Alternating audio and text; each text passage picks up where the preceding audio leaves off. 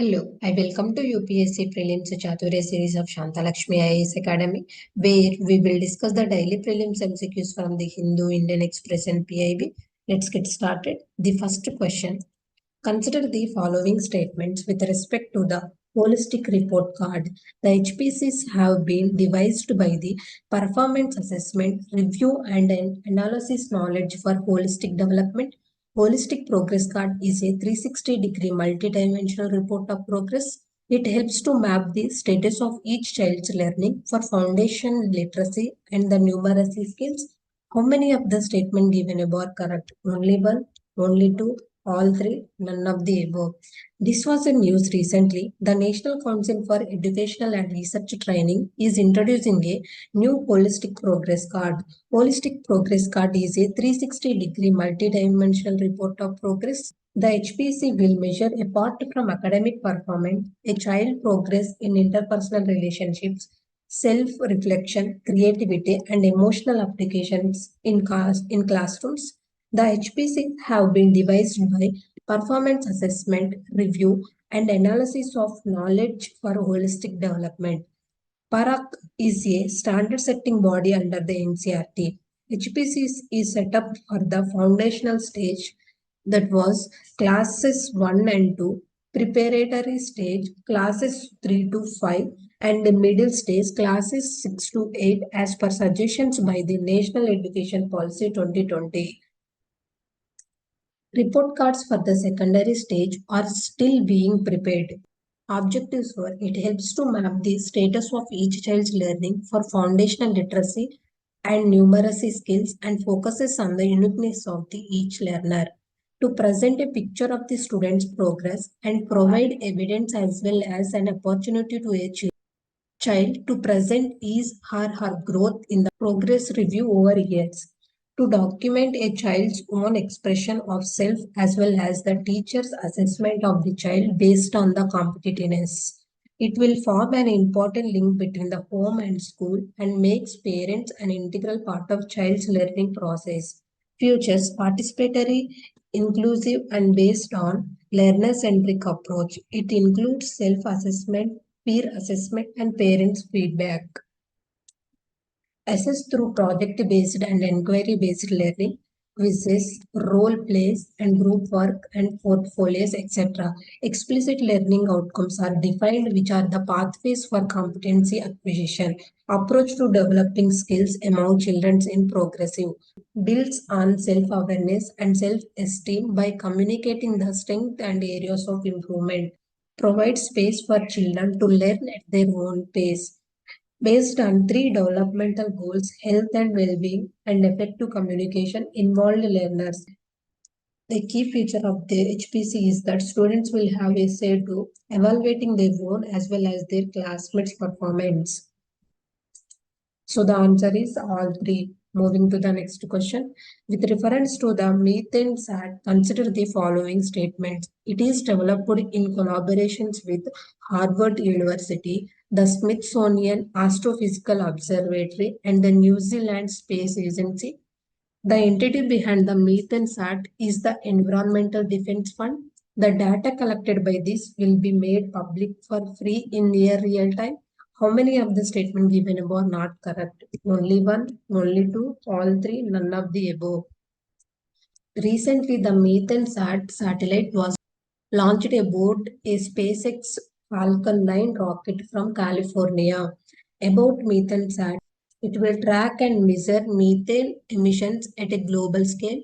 It will provide more details and have a much wider field of view than any of its predecessors. The entity behind the methane sat is the Environmental Defense Fund, a US-based non-profit environment advocacy group. It is developed in collaborations with Harvard University, the Smithsonian Astrophysical Observatory, and the New Zealand Space Agency. It will orbit the Earth 15 times a day, monitoring the oil and gas sector.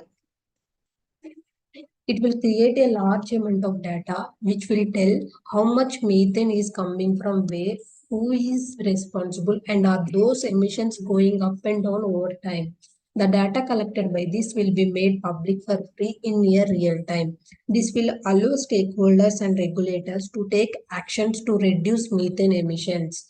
Features: it is equipped with a high-resolution infrared sensor and a spectrometer. It can track differences in methane concentrations as well as 3 parts per billion in the atmosphere, which enables it to pick up smaller emission sources than the previous satellites. It also has a wide camera view, 200 km by 200 km, allowing it to identify larger emitters, so-called super emitters. The collected data will be analyzed using cloud computing and AI technology developed by Google. The company is a mission partner and the data will be made public through Google's Earth Engine platform. So the answer is none of the above because all the statements given above are correct. Moving to the next question. Where was the India's first underwater metro service inaugurated? Option A, Kolkata. Option B, Bangalore. Option C, Chennai. Option D, Hyderabad. Prime Minister Narendra Modi inaugurated Kolkata's groundbreaking underwater metro train services, a milestone in India's infrastructure. The project, part of Kolkata Metro East-West Corridor, aims to boost connectivity between Howrah and the Salt Lake. The Ministry of Railways disclosed that the 10.8-kilometer east-west metro route includes the both underground and elevated sections totaling 5.75 kilometers. This initiative signifies a significant advancement in urban development and transportation for West Bengal's capital.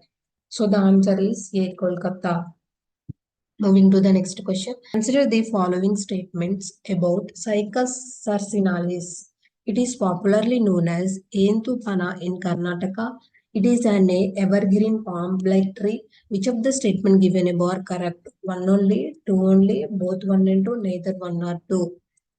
Cycas sarcinalis is on the verge of extinction in the northern part of the Kerala state after being hit by an unknown and fast-spreading plant disease. About this, it is popularly known as Entupana in Kerala.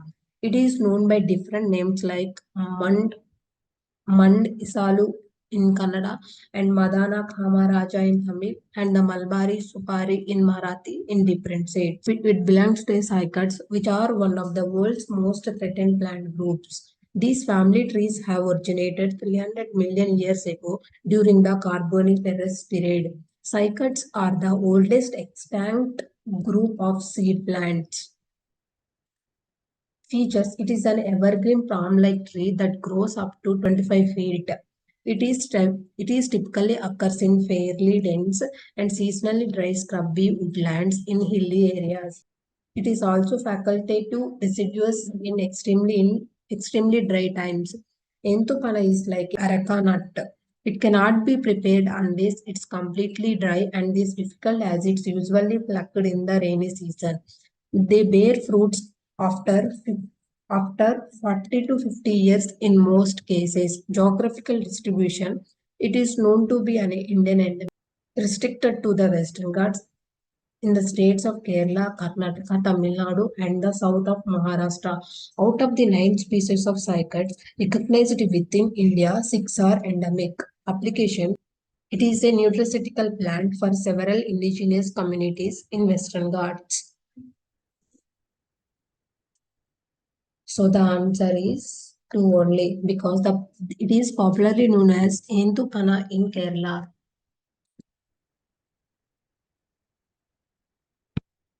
Not Karnataka. Moving to the next question. Which one of the organization releases the Women Business and Law Index? Option A, International Monetary Fund. Option B, UNEP. Option C, World Economic Forum. Option D, World Bank Group.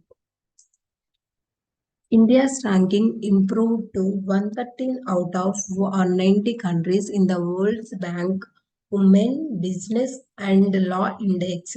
About this index, it is a World Bank index measuring the enabling environment for women's economic opportunity in 190 economies. The index measures how laws and regulations affect women's economic opportunity on scale from 0 to 100, where 100 means equal legal rights for men and women.